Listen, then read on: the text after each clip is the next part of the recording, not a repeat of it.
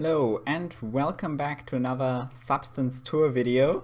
Today we're going to take a look at this gravel. It's gravel substance 1 for CC0 textures, and I think it has a fairly interesting approach in it, and that's what I would like to show you today. So let's make this small, and before we begin I would quickly want to talk about another material, this one. It's Rocks 10, it's slightly older, it's from 2019, and it has one issue that I've run into time and time again when making materials with things like rocks, pebbles, or gravel, or even leaves laying on the ground.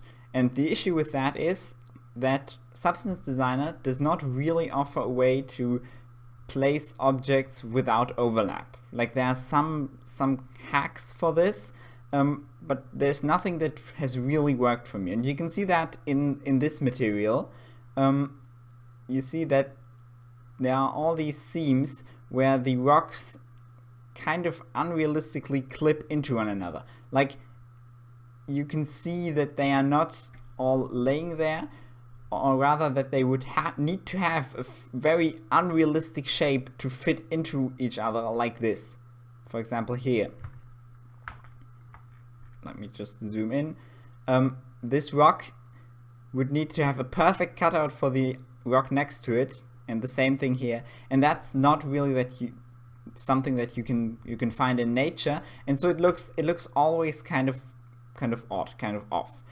And that's actually a big challenge for texture creation, because the proper way would be to run a physics simulation, scan these rocks as a whole, and then put them into Blender or Houdini or whatever, simulate them, export that as a texture, and then you're good.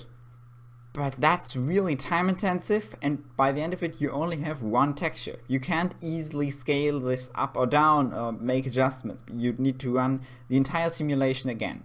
And this is something that I wanted to solve with this gravel texture, and I think I've found at least an approach for this. So let's take a look. Here's the graph. It's split up into two graphs, one called gravel and one called place pebbles. And we're going to begin by just taking a quick look at the main graph, and then we're going to spend a lot of time in the place pebbles graph, because this is actually the interesting one. So to start off, the main graph is separated into fairly standard areas. We have the placement, which places the individual rocks. Then we have some warping to give them like their rock shape, to make them a bit more interesting. And then we have the layering, which places several layers of rocks on top of each other, because of course real gravel is not just one layer where one rock is placed on the ground and then the next one next to it. They usually lay on top of each other without clipping into each other. That's the trick. That's the difficult part. That's what's done here. And in the end, we're going to take a quick look at coloring and at the effects like moss or humidity. But this is not the interesting part. This is fairly standard Substance Designer stuff. This is the interesting section. So let's begin with the placement. The placement frame makes use of this node, place pebbles, that I created for I think 2, 4, 6, 8, 10 times. It runs 10 iterations of this because they all build on top of each other. And to start off, let's take a look at just one of these nodes. So place pebbles creates an output like this. It has a few basic options like scale, which allow you to scale this up or down, and then an edge width, which allows you to like define a minimum distance between the individual pebbles, and then a roundness setting, which it's kind of difficult to explain. It defines the roundness that a rock needs to have to still exist. Basically, you'll see why this exists and why it's called edge roundness in a second. But basically, if you look at this, if we zoom in, you can see that this defines how round the pebbles are. So So if you leave it like this, we get more of a crystal structure, and then as we increase this, it kind of smooths out, but also certain rocks which would become too small through this, they just get clipped away. Now, as this is not very special, but the trick is that we have an additional option called background, a background input. And what this can do is it can take in an existing map, for example, an existing output from another place pebbles node, and it can place its pebbles based on that. And this is the interesting part that I want to show you, basically. So in this particular setup, we start out with a place pebbles graph, which has a very large size, very large scale, so only 3 rocks are placed together with the edge roundness. These are like the really big rocks. I think this might be one of them. The really big rocks only. Then we go into the second iteration, and now you can see a lot is happening. We get all these medium-sized pebbles, and now with the third iteration you'll be able to see for the first time the special trick with this node, because if I run it again, maybe zoomed in, you can see that none of the rocks are actually clipping into one another. They are all just sitting there next to each other, and this cycle continues onwards with smaller and smaller pebbles. So all of these are exposed, they're basically just linked to the scale option, the global scale option, and then just multiplied with a certain factor. So we go on for more and more iterations. The rocks get small, the pebbles get smaller and smaller, like this, until we eventually go down to something that's, that almost looks like sand. And with that we have the basic structure for the gravel. I auto level this so it covers the whole range, the whole range from 0 to 1, I guess. 32-bit doesn't really have a full bit range that you can fill. So this is the base, which then gets put into the warping node. So it starts out with some fairly basic warping with the purlin noise, just to get a bit of randomness, like this, with different sizes. So I start out with a large purlin noise of 24, and then a Gaussian noise with a scale of 96 to get these fine details. Again, this is just the Gaussian, the purlin. This is with the Gaussian. Then we continue with another small purlin noise for the slope blur. This is what actually manipulates the shape inside the rock, I guess, like let me zoom in, like the slope on this rock, because right now we've only really moved the edges, not really this central section. Now the slope blur does, it also impacts the rock itself, like its center. Then a few more iterations, again another slope blur, this time with a more noisy texture. I'm using clouds instead of purlin noise, which is a lot less smooth, to get these really sharp, jagged edges.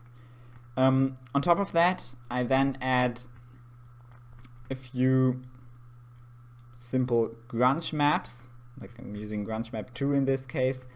I'm adding those for these final details. You can see it in the final texture. These lines, for example, this one right here, or maybe I could find another example. These artifacts, which could be from like erosion or stuff like that, these are created just from this grunge map. And then by the end I adjust the levels a little bit so that the small rocks sink down to the ground a bit more, because I wanted the bigger rocks to stick out more. And that covers this warping frame. So now what we have is, we have a map which has rocks under it with a fairly realistic displacement, but it's only one layer. This is basically what you would get if you were to take a blank sheet of paper that is perfectly flat, and then you went outside, got a bunch of pebbles, big and small, and you manually placed them next to one another. And you can see there's nothing between them. And that's still unrealistic. It still doesn't represent the real gravel. It has fixed our initial problem with clipping, but it still doesn't look good. But now, because we have this really good clipping-free base, we can now do layering. The layering frame creates two important outputs. On the one hand, we have the final displacement map, and on the other hand, we have a color ID map, which marks out large pebbles in blue, medium pebbles in green, and the really small pebbles in red. That will be used later on for coloring. But for now, let's focus on the displacement. So how do we get from the base image, which is this, just some pebbles sitting on one plane without any overlap, how do we turn this into this gravel texture, which, as you can see, has a lot more depth to it without showing significant amounts of clipping? Actually, at this point, we are going to introduce a little bit of clipping. Like, if you really zoom in, you can see, yep, these two rocks are in fact clipping into one another. But overall, this still has a lot less clipping than many of the other textures that I've made and many of the other textures that I've seen online. So how does this work? It starts off by creating 4 different variations. These are just tiled and offset and rotated versions of the original. So I'm just using a Safe Transform grayscale node with 4 different settings to create different variations of this base texture. And in this step, so for now, focus on these blend nodes, which go down in a diagonal like this, down into the auto levels node. What they do is they one by one combine these 4 different variations into one another. So the first one is just here to darken the first image. And what this does is it pushes the entire height range down into the range of between 0 and 0.33. So effectively, this now covers a lot less height area, or a lot less of the 0 to 1 spectrum that this height map is on. And this means that I can now use the max blending mode max without getting the clipping that I would usually get. Like, I can, just for demonstration purposes, I can remove this, and now you can see we get a lot of this ugly clipping, like here and here and here. Now it's all over the place. This is what you'd usually get if you just took 2 images, 2 pebble images containing pebbles, and you tried to blend them, for example, large pebbles and small pebbles. That would create these artifacts that we are trying to get rid of. So let's quickly go back to this.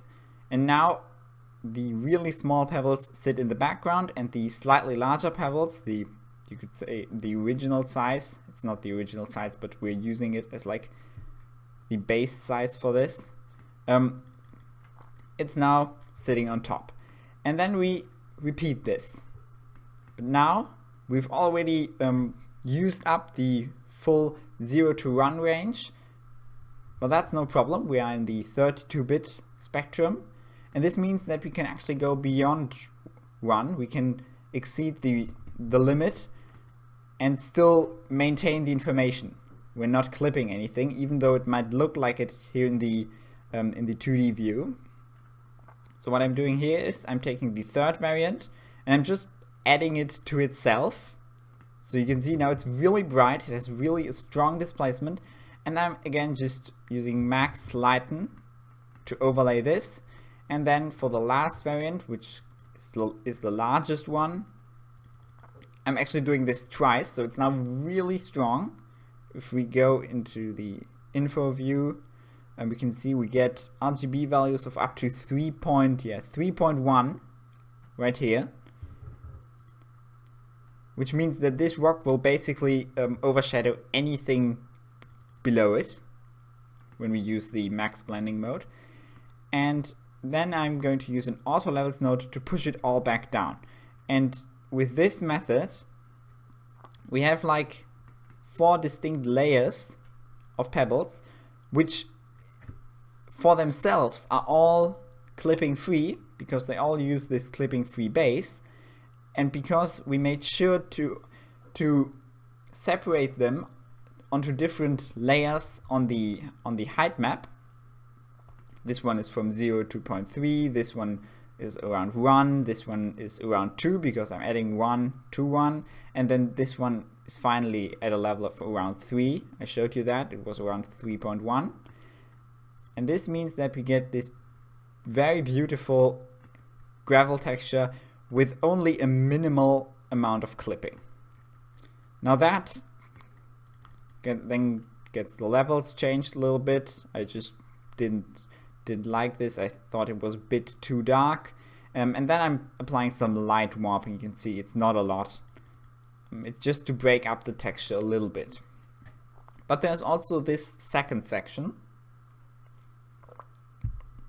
which is responsible for this color ID map. So how does that work? Now we need to differentiate three separate variants: the large ones in blue, the medium ones in green, and the small ones in red. And to do that, I am using a pixel processor, which simply takes in 2 inputs and compares them, and then turns the Boolean output, so is this smaller than this, it just turns that into a float 1, which I can use as an image output. So you can see this is like a binary map which only knows the values 0 or 1, and it shows you which of the initial input images is bigger. And that, I'm doing that 2 times, and in the end these make up the RGB channels of this merge node, RGBA merge node. The alpha channel is just white so that you can see something, and from that we get this pattern, which I can then take into the coloring. Now of course it's important to also warp that so it stays consistent, and that concludes the layering frame. We now have a final or nearly final displacement map, and we have the base for coloring. Let's move over to that then. The coloring takes in a curvature, which is just the standard normal curvature smooth and then maybe auto levels setup that I use all the time. It takes in that and then adds some additional noise to the image, like this. And this then goes into several different gradient maps. These are all slight variations. This one, you can see this one's a bit brown or green, has some greenish areas to it. This one is more like blue or even purple, and this one is just very gray and very dark. These get different HSL filters applied to it, and these are also the filters that you can tweak in the final SBSIR and Substance Player to control the colors. And then this is where the color ID map comes in, because this goes all into a multi-material blend.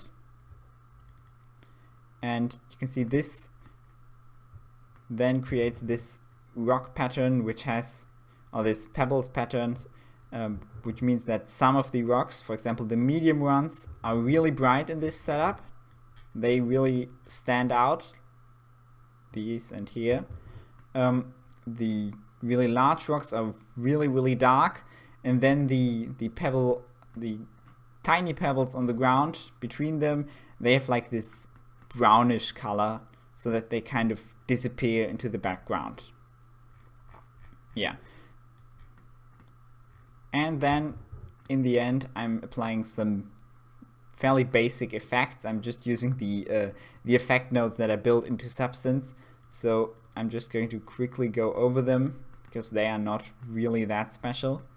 We start out with the basic material. Then it goes through the rock weathering node, which just adds a bit of dirt and darkens it. Then I have the moss weathering, which goes into these crevices and adds a bit of green to it. You can see it down here. And we really zoom in there. There's like a bit of moss growing between the rocks. This is not enough moss to actually justify importing my moss substance that I made, which I also made a substance walkthrough for. This is just a tiny little bit of moss that's growing on the surface. And then in the end, as like a final touch, I'm also adding a water level node so that there is like a tiny bit of humidity between these rocks.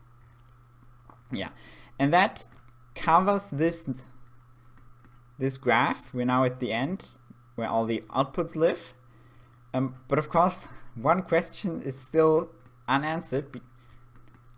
And that is the question, how does this pebble placer actually work? Because this is the kind of the cool part that all of this is built on top of.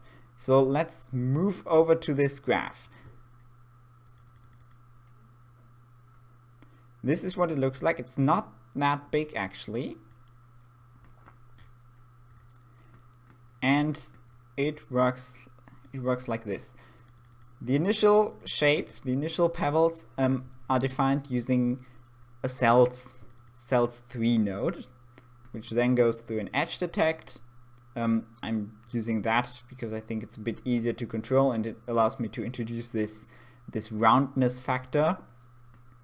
And then this edge detect output goes into a flood fill. And this flood fill is playing an extremely important role, because with a flood fill you can actually do a lot of different things. I'm taking this flood fill and I'm using it to create a position map. You can see by default the flood fill has a UV coordinate for every element put into it.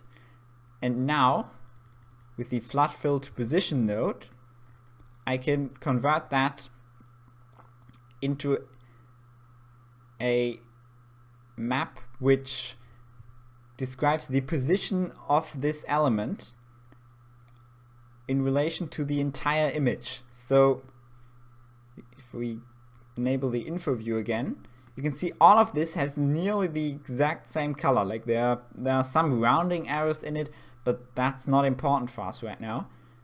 They all have the exact same color, and this color describes their position. So up here we are basically near 0. We've got like 0.02, which describes the point somewhere around here.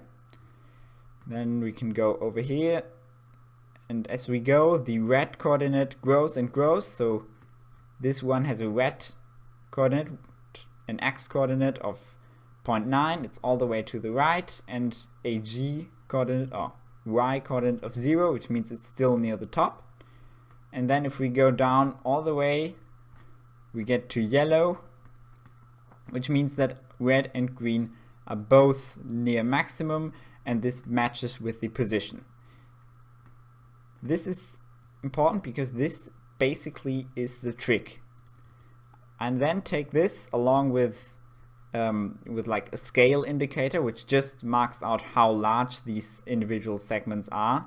So for example, this one is fairly bright because it's a large rock, and this one's really dark because it's such a small segment. And then I take this into a pixel processor, which again has a big graph hidden behind it. Let's take a look at the math setup then.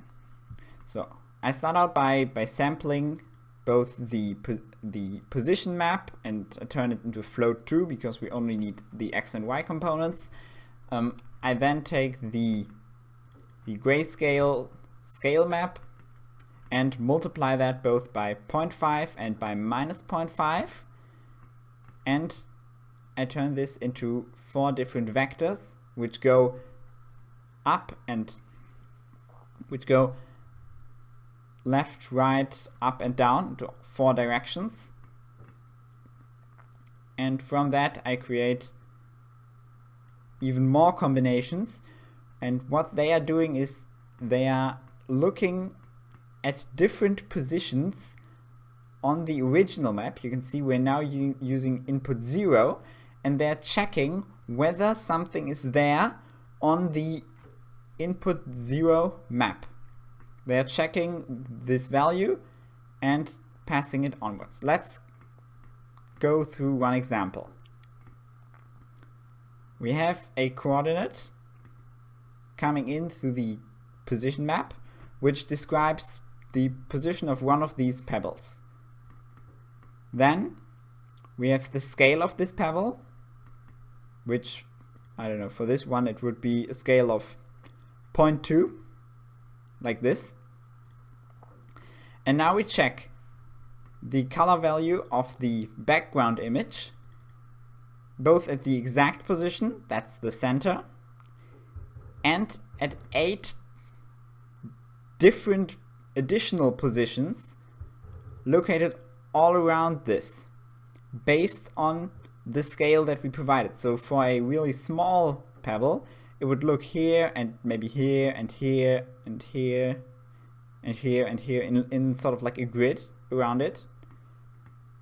Whereas for this one, it would maybe look here and here and here, here, here, here, here, here, and in the center. And this is a fairly precise way of detecting collisions, because if you just look at the center, then you can still get clipping by having a new pebble placed like here on top of it. But by creating this grid which grows and shrinks along with the scale of the pebble, we can get a fairly good collision detection.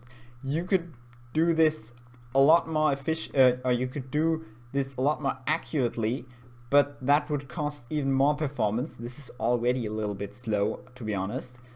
If I were to do this on like a per pixel level, Substance Designer would completely grind to a halt. I've actually tried that and it was not nice, let me tell you that. So this is sort of a compromise between speed and accuracy. And if the final pixel value, or any of these final pixel values, you can see I'm having all these max nodes to filter out the maximum, the total maximum. If that is larger than 0, which means that there is some overlap, the background image is not black at this point, then if that's greater, then output 0, otherwise output 1, which basically means this pebble has a clear to go. It's now, we've tested it and we have determined that we can place it without creating an overlap.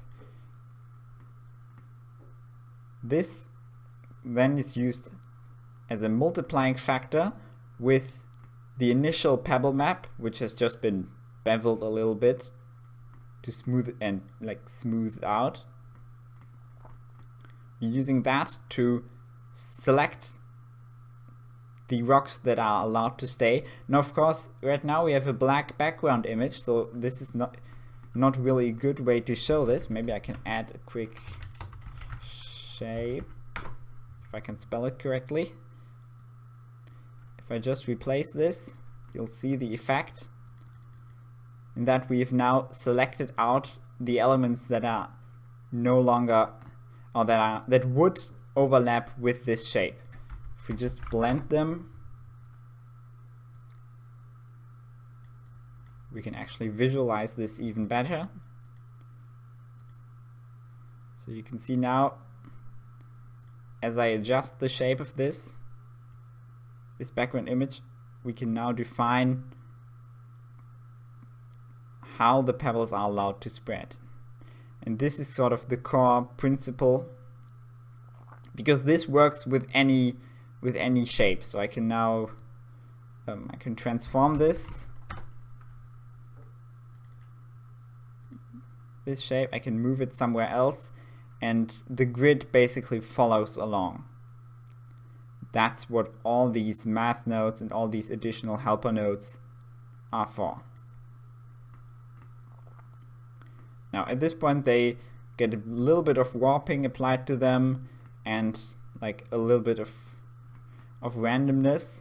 Here's also a point where we can set the opacity on top of a black canvas, which means that it effectively sets how strong these pebbles are, or how high the displacement goes. Let me just quickly revert this so that we don't break the entire graph. Yeah, and from that we get the new output, which only contains pebbles that are not interfering with the background. Going back to the original placement, I hope you can now sort of understand what's happening here. We have these very large pebbles to begin with.